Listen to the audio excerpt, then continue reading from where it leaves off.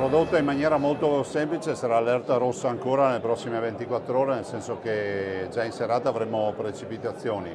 Potrebbero non essere problematiche se non avessimo avuto ovviamente tanta acqua nelle giornate passate, quindi il terreno oggi non è in grado di ricevere e assorbire quell'acqua che altrimenti assorbirebbe. Sarà dunque lo stato di saturazione del suolo stavolta a fare la differenza nell'evoluzione di questa nuova allerta meteo, con l'ultimo bollettino del Centro Funzionale Decentrato della Protezione Civile che segna rosso nel bacino Alto Brenta Bacchiglione Alpone e in quello Basso Brenta Bacchiglione. Il resto del Veneto è prevalentemente arancione, piove sul bagnato e non è un modo di dire. La parte principale dell'ondata ce la dobbiamo aspettare tra la mezzanotte e mezzogiorno di domani, con precipitazioni estese, fenomeni temporaleschi e precipitazioni che come livelli massimi possono anche superare i 130 mm.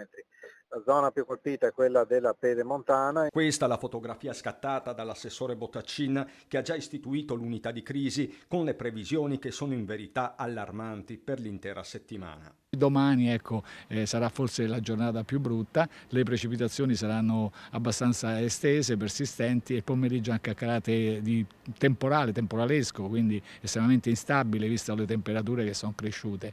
Poi dovremmo avere un miglioramento già in serata, mercoledì mattina ancora una pausa e poi di nuovo il pomeriggio ancora precipitazioni. Le carte parlano chiaro, dice il generale Iannicelli, che fa un primo bilancio di stagione. Una brutta primavera dal punto di vista meteorologico. Certo che con i cambiamenti climatici ora si è tutto accentuato, quindi peggioramenti intensi, precipitazioni abbiamo visto, temperature che passano da nettamente superiore alla media, come abbiamo avuto qualche settimana fa, a nettamente sotto la media. Questa è l'instabilità, questo è il nuovo tipo di tempo con cui dovremo fare i conti nei prossimi anni. Resta sull'emergenza di queste ore Botaccin da evitare scantinati e zone interrate, non solo. Durante i fenomeni intensi, qualora non sia necessario, è bene non spostarsi da casa, ma soprattutto io dico sempre, quando i fiumi sono in piena, stare distanti dagli argini e distanti dai ponti.